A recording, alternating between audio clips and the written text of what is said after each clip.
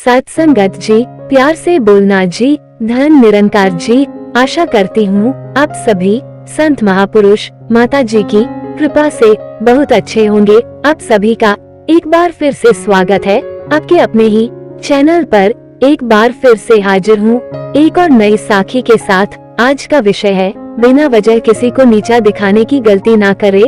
आज का विषय यही है, तो चलिए सुनते हैं। सत्संगत जी, मम्मी मैं कह रहा हूँ ना, मैं सिया से ही शादी करूँगा, अन्यथा मैं जिंदगी भर कुंवारा रह जाऊंगा और यह मेरा अंतिम निर्णय है। अब इस विषय पर मैं आपसे आगे बहस नहीं करूँगा। सत्संगत जी, तभी अभिनव की मम्मी रमा जी ने कहा, बेटा तू समझता क्यों नहीं है, हमने तेरे सामने सिया की जन्म कुंडली पंडित जी को दिखाई थी ना, और उन्होंने सिया की कुंडली में मांगलिक दोष बताया है। अब तू बता, सब कुछ पता होते हुए हम तेरी शादी एक मांगलिक लड़की से कैसे कर दे।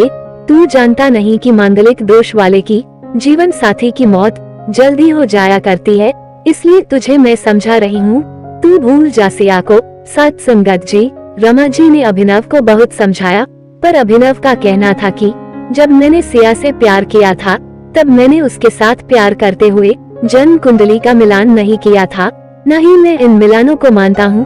इसलिए अब बस मैं शादी करूँगा तो सिर्फ सिया से, और ये मेरा आखिरी फैसला है।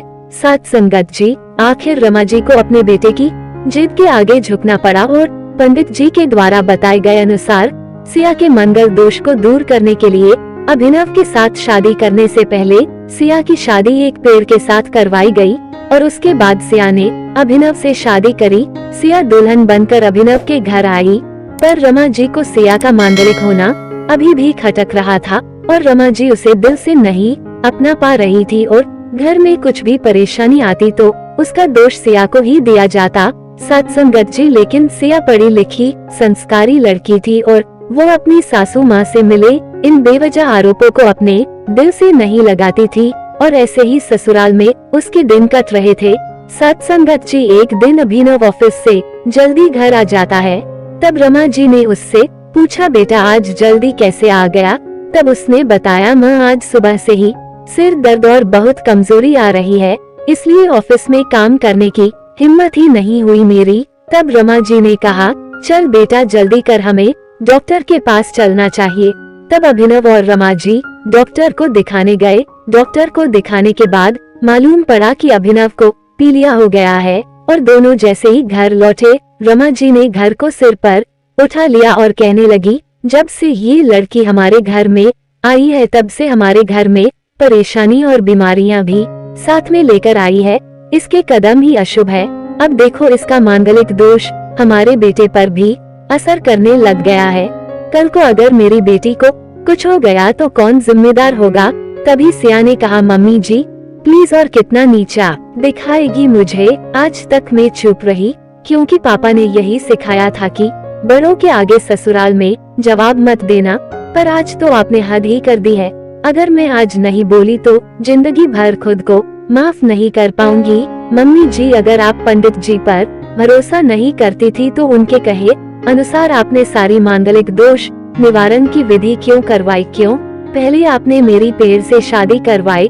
दोष मेरा मांगलिक होना नहीं है सत्संगत जी, बल्कि दोष तो मेरा आपकी बहू होना है, क्योंकि घर में जाने अनजाने में कुछ भी परेशानी आती है उसको आप मुझसे जोड़ देती है, और जब कोई सास अपनी बहू से सिर्फ नफरत कर रही होती है तब ये बहू दोष बेटे बहू को नहीं पूरे परिवार को परेशानी में डाल देता है, और इस बहू दोष से मुक्ति भी सिर्फ सास ही दिलवा सकती है। बहू को अपनी बहू माने, उसे दिल से अपनाए, उसे भी सम्मान दे और यह महसूस कराए कि वह भी इस परिवार का सदस्य है, नहीं तो बहू दोष मांगलिक दोष से भी ज्यादा पीड़ादायक हो जाता है। सत्संगत जी, सिया की कही हुई बातें रमा जी के दिल को झकझोर रही थी, और उन्हें मन ही मन पश्चाताप भी हो रहा था। उस समय उन्होंने सिया को कुछ भी नहीं कहा। थोड़े दिन बाद अभिनव बिल्कुल ठीक हो गया और ऑफिस जाने लगा, और 1 महीने बाद अभिनव की सैलरी भी बढ़ गई। तब उसने घर आकर इसका श्रेय सिया को दिया, तो रमा जी बोली, हाँ सही है बेटा, तू तो सारा श्रेय बहू को ही देगा। तेरी माँ का आशीर्वाद भी तो तेरी प्रगति के पीछे रहता है तेरे साथ। तू तो मुझे श्रेय देना भूल ही गया। सत्संगत जी, तब अभिनव ने कहा, माँ, इस बार सिया का मांगलिक दोष मुझ पर और न ही मेरी तरक्की पर नहीं लगा, और माँ, जब हम बुरी परेशानियों का श्रेय सिया को देते हैं तो अच्छे कामों का श्रेय भी तो सिया को ही देना चाहिए, तो इसलिए आज का सारा श्रेय सिया को जाता है। अभिनव ने हंसते हुए कहा, सत्संगत जी। तब सिया बोली, अभिनव, तो क्या तुम भी मुझे ऐसा समझते हो? तब अभिनव ने कहा, नहीं सिया, बिल्कुल नहीं, बल्कि मैं तो माँ को ये समझाना चाह रहा हूँ कि सुख दुख हमारे जीवन का हिस्सा है, और कभी जीवन में खुशियाँ आती है तो कभी गम भी आते हैं। इसके लिए हमें परिवार के सदस्य या अपनी बहू को दोष देना उचित नहीं है। तभी रमाजी बोली, बेटा, सही कह रहा है तू, और तेरी तरक्की ही बहुत है। मुझे इस झूठे दोषों से बाहर निकालने के लिए आज मैं ये कसम लेती हूँ कि आज के बाद मैं सिया को किसी भी बात का दोष नहीं दूंगी। ये सुनकर सिया आज बहुत खुश थी, क्योंकि आज उसको उसकी सास ने मांगलिक दोष के साथ साथ बहु दोषों से भी मुक्ति दे दी थी। सत्संगत जी, अगर आप सभी को आज की साखी अच्छी लगी हो तो वीडियो को लाइक शेयर जरूर कीजिएगा। साथ ही चैनल पर पहली बार आए हैं तो सब्सक्राइब करना ना भूले।